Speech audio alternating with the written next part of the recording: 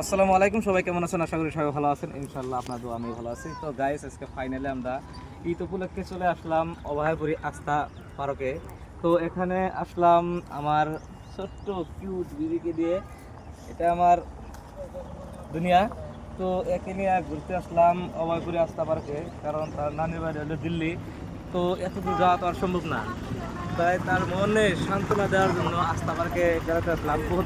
ঈদের দিন থেকে বলতেছে যে আমাকে নানি বাড়ি যাবো, নানি বাড়ি যাবো। তো এটাই ফাইনালি তাকে বলেছি এটা নানি বাড়ি। তো গাইস, আজকে আপনারা দেখতে থাকুন আস্থা পার্কে কি আছে, মানুষের কিসের জন্য আছে।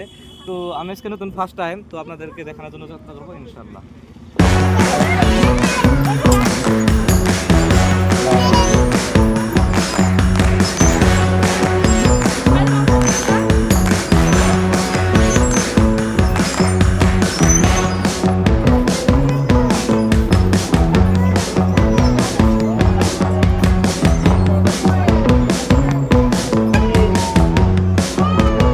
বাইরেও বাইরেও বাইরেও